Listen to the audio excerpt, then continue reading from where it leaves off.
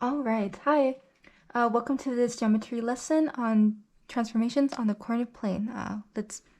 Let's begin. So we can start right here at center 1. So the first thing we need are materials. So it says here we need our translation foldable and Elmer's glue.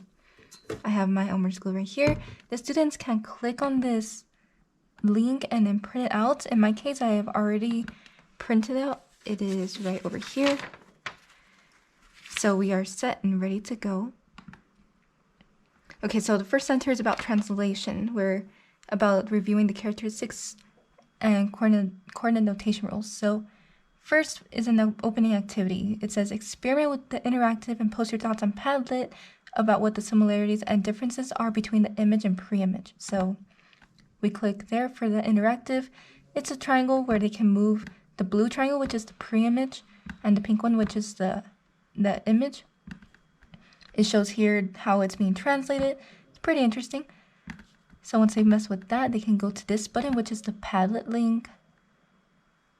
And then just so the group can see what what they all put. So one says that the similarity and the size are the same, the positioning is different, that they are congruent, and that they have the same shape. So maybe what I can put is interactive. Let me see. Each point of the pre-image and image are the same distance from each other. That's one observation. And the only difference is the location, which is what everyone has been putting. So we can publish that. All right, so it is set. The opening activity is finished. Next, we got to review the Google Slides. So review the rules on how to translate an object. So this is a review, so the students shouldn't take too long on it, just to review a bit. So translation is it slides a figure on the coordinate plane without turning it. It also moves all the points of an object in a straight line in the same direction. The size, shape, and orientation stays the same, which makes them congruent. And the only difference is the position. To move vertically, you gotta add or subtract the y value, and horizontally, you add or subtract the x value. And then here's the coordinate notation formula. So now we gotta create the foldable. So it says complete the problems inside the foldable. So this is our paper. It says fold on the dotted line. So we fold, and it kind of turns into a book. And on the back, it says to put one dot of glue on each circle, I guess, so the students can paste it on their notebook. All right, now we gotta do the work. So this is fill in the blank. It says a translation blank. We could follow the slides. So if we reference them, we could put that a translation slides a figure on the coordinate plane without turning it. And then the translated figure is blank to the original figure. That would be congruent. It was one of the hints. Now to move vertically, they need to add or subtract the y value. And to move horizontally, they need to add or subtract the x value. And then here's the coordinate notation. And inside is an exercise. So we got 4 different ones. We could start with this triangle. So it says translate the triangle up 7 units. So up means vertically. That means the y value. So the rule could be y plus 7. All right, and we got our points here. We need to translate them. So this first point is 6, negative 5. We need to add 7 to the y. So negative 5 plus 7 is 2. All right, so this next point is 4, negative 8. We add 7 to negative 8, which is negative 1. And then we get 7, negative 9, and add negative 9 to 7, which is negative 2.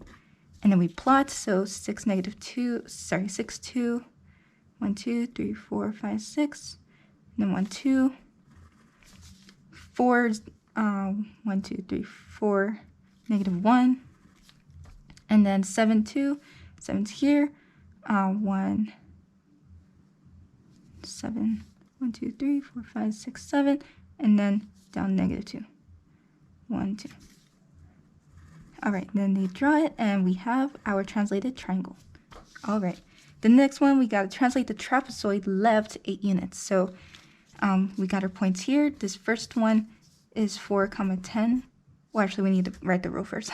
So if we're turning left 8 units, that means we're subtracting the x value. So it's x minus 8. So now if we get 4, 10, we need to get 4 subtracted to 8, which is negative 4. This point is 7, 8. We get 7 subtracted to 8, which is negative 1. This point is 4, 2. We get the 4 subtracted to 8, which is negative 4. And this point is 7, 4. We get 7 subtracted to 8, which is negative 1. All right, now we plot. Negative 4 is 1, 2, 3, 4. And then 10 is all the way up here. Negative 1, 8 is right here. Negative 4, 2, which is here. And negative 1, 4, right here. All right, we have our translated trapezoid. Nice. Now this third one, translate the parallelogram down 6 units. So down means vertically, so we get the y value subtracted by 6. Okay, so our points here, this one is negative 8's 8. We get the y, which is 8, subtracted to 6, which is 2. We get this negative 5, 6. We get the 6 subtracted to 6, which is 0. We got negative 8, 3. We get the 3 subtracted to 6, which is negative 3. And then negative 5, 1. We get the 1 subtracted to 6, which is negative 5. All right, now we plot. 8 is here. Negative 8, 2 is right here. Negative 5, 0 is right here. Negative 8, negative 3. Sorry, negative 8, negative 3. 1, 2, 3. Let me see, is this right? We get the 3 subtract 6, negative 3. Okay. 1, 2, 3. Okay, at this point. And then negative 5, 1, 2, 3, 4, 5, down here. All right, we got our parallelogram. Last one, we got to translate the square up 7 units. So that will mean we get the y and we add 7.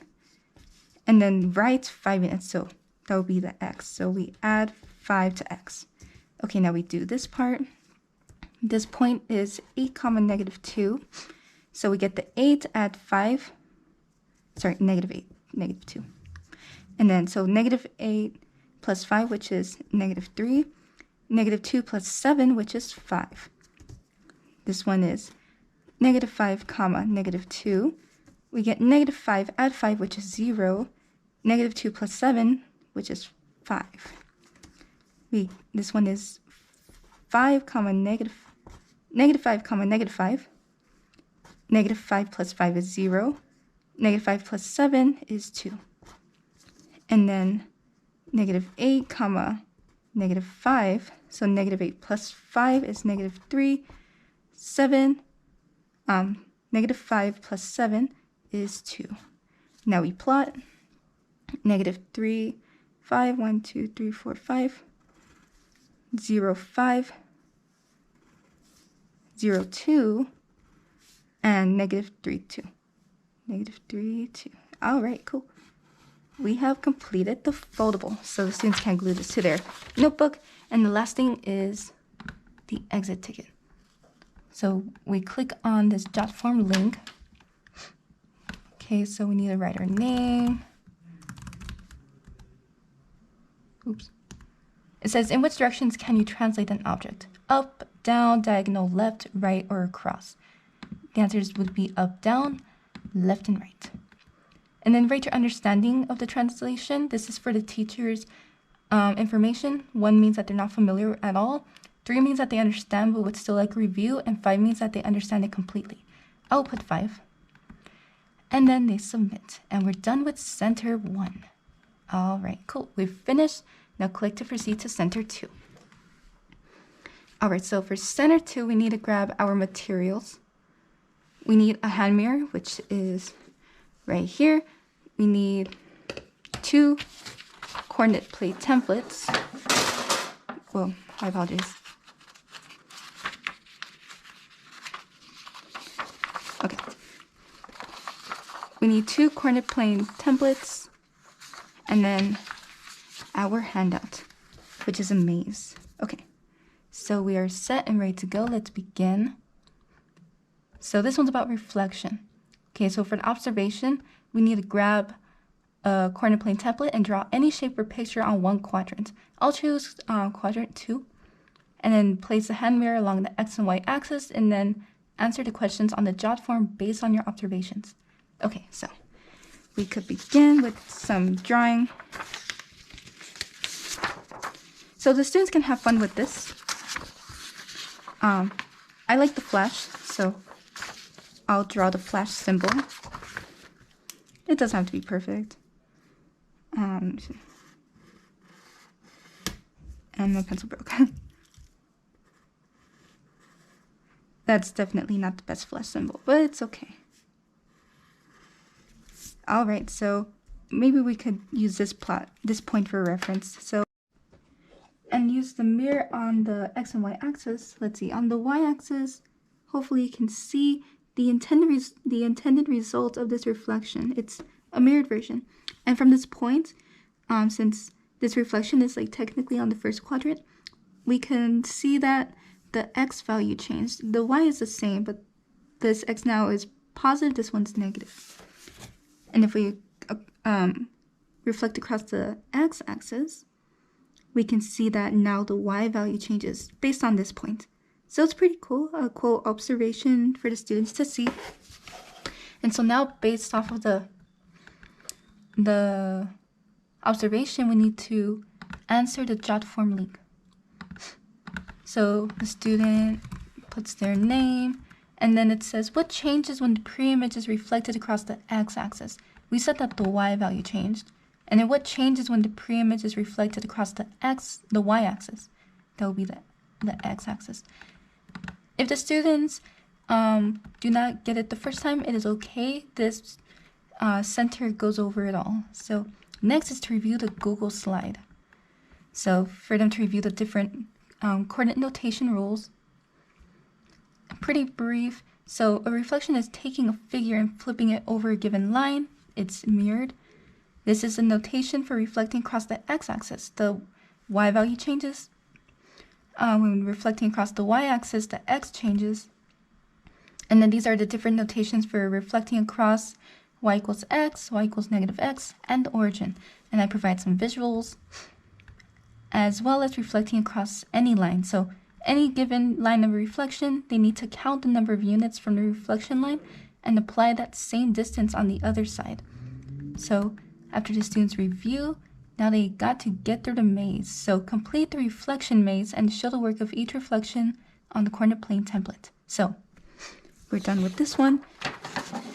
We have a brand new one and our maze. So our starting position is right here. So we need to reflect -4, 5 across the origin.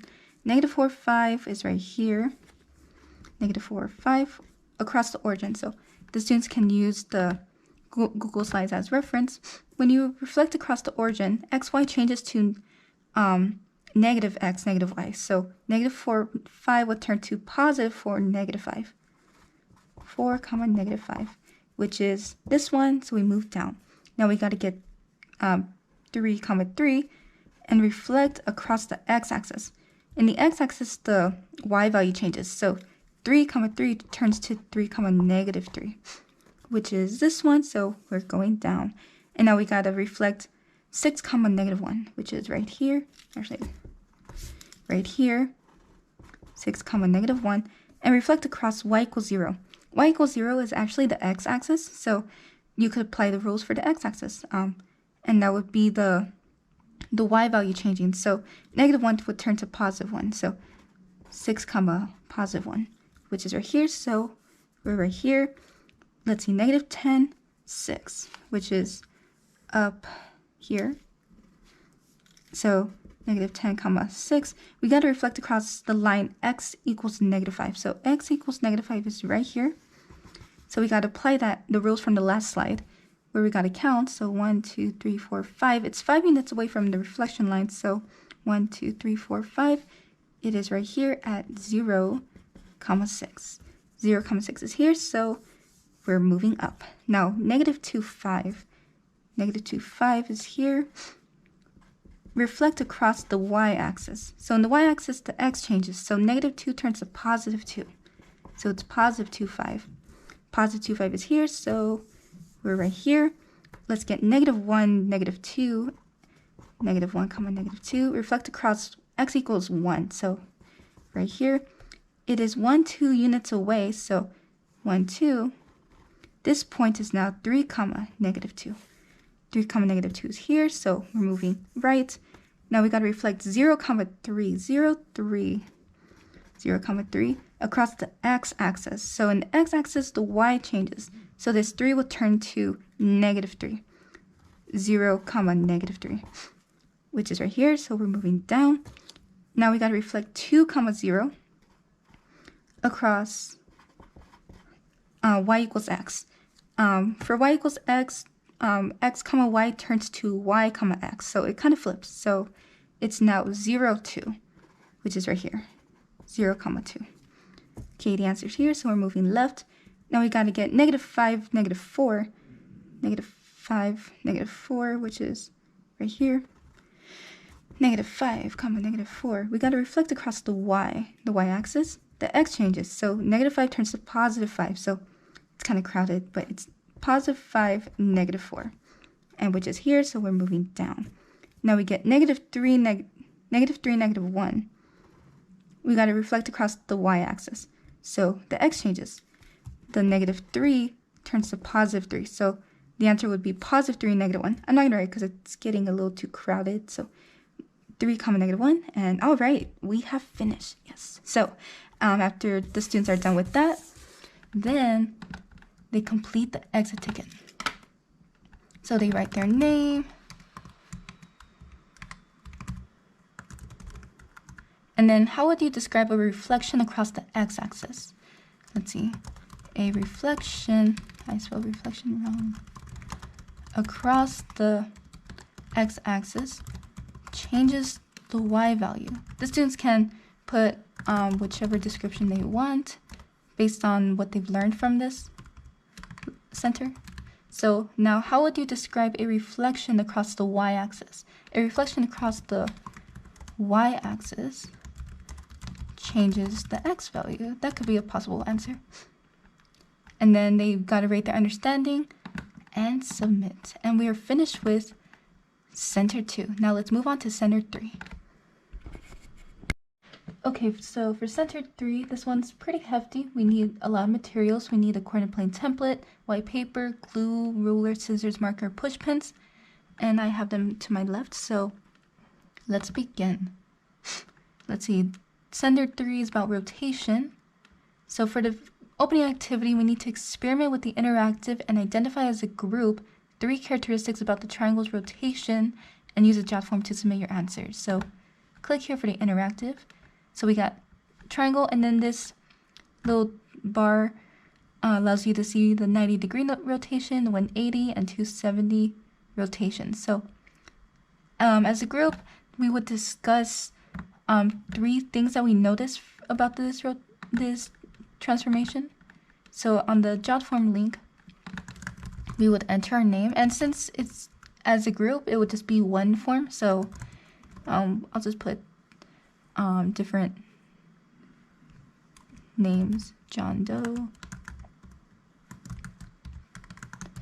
Jane Doe, and I don't know, Jose Lopez. Okay, so if this is my group, we would need to list 3 characteristics. So let's see about this. It looks like the triangles are the same shape and size. So the size is the same, the shape is the same,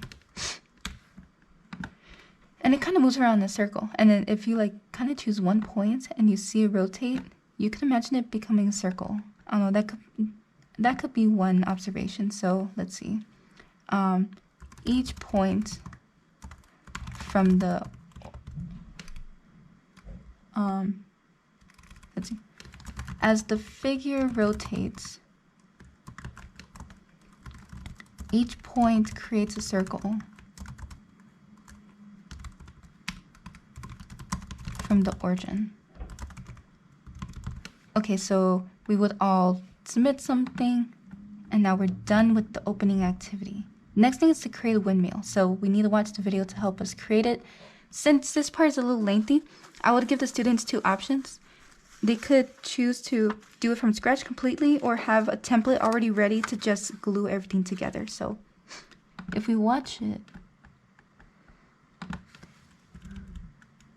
so this is how you would follow it from scratch. And then after it's cut completely, it looks like they're gluing the center and they're taking each flap and folding it in. So we could do that.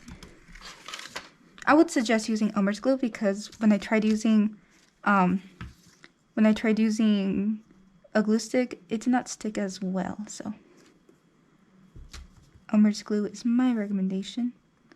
And okay. So this one could go right here.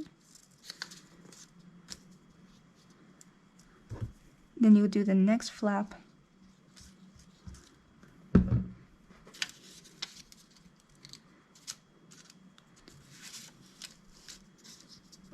And then this one. So this would just be a nice activity for them to do. Something different, something fun. And I believe I made the same mistake as last time. Let me see. So I believe I made a mistake, but it's okay. This would show the different. Oh, this one's supposed to glue. Okay. So not everything goes smoothly in a center. So this could be one example of what could happen. A student may mess up. Let me see if they do this one and this one. Okay.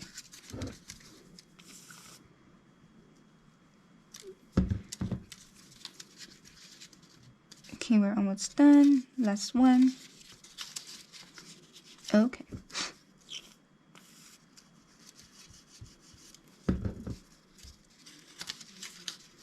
Alright, so while that dries, they can do the next part, which is, it says, once you're done, use a push pin to pin the center of the windmill to the origin of the coordinate plane template. So it should look something like this. A push pin, I would recommend this type, the flat one, so you could place it like on the table. So if we grab a template, we would push it through the, oh, it's already, okay. And then push the pin through the center of the windmill. And then you put them together.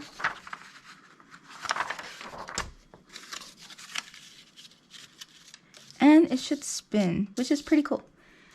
All right, next part is to review the slides. So it's a short slide. It just says that the size stays the same as well as the shape, and it gives the different notations on how to rotate 90 degrees, 180 degrees, and 270 degrees. So they would use those formulas to perform the rotations. So using what we created, we need to plot any 3 points on the coordinate plane using one of the triangles on the windmill as reference, and implement the rotation rules discussed on the slides. Your end result should look like this. So you notice the different triangles. Let's see. And you would just choose any 3 points on the plane. I'm going to use the first quadrant. And oh, this is perfect. So like with this triangle, I could plot this point, and this point. And you can use a marker to emphasize it, just to make it colorful. Alright, so now we got to perform rotations, and they could show their work on their notebook. I'll use a piece of paper for now. So let's see our points. This point is 10, 8. This point is 3, 9. And this one is 5, 4. So if we want to rotate 9 degrees, they can use either clockwise or counterclockwise. I'm going to use clockwise. And the rule for that one is it turns to y, negative x. So let's do it. We begin with 3, 9. This would change to 9, negative 3. 10, 8 would turn to 8, negative 10. And then 5, 4 would turn to 4, negative 5. So we could plot those points. 9, negative 3. 8, negative 10. Then 4, negative 5. Alright, now for 180 degrees clockwise, the notation would be negative x, negative y. So using the original points, 3, 9 would be negative 3, negative 9. 10, 8 would turn to negative 10, negative 8. And 5, 4 would be negative 5, negative 4. So we could plot those, negative 3, negative 9. Negative 3, negative 9. Negative 10, negative 8, which is down here. Negative 10, negative 8. And then negative 5, negative 4, right here. Perfect. Now lastly, 270. The notation for that is negative y, x. Okay, so using the same original points, 3, 9 would be negative 9, 3. 10, 8 would be negative 8, 10. And 5, 4 would be negative 4, 5. So negative 9, 3, negative 9, 3 is here. Negative 8, 10 is right here. Negative 8, 10. And then negative 4, 5. Sorry, 5 is up here. Negative 4, 5. So now they can check to see if they did it correctly by putting this back. So if we rotate 9 degrees, we can see that the points land perfectly. 180, this is perfect, and 270. So we did it. We're done. So now we proceed to the exit ticket. So they write their name. Now, how would you describe a rotation transformation? So an overall summary. A rotation rotates a figure from the origin. Let's see. The size and shape stays the same. After the student's done with that, they rate their understanding, they submit, and we're done. We have completed standard 3. So you complete the lesson, click on the button to return to the home page. And we have finished everything. So I hope this video was fun. You was able to show everything well, and I hope you enjoyed. Bye.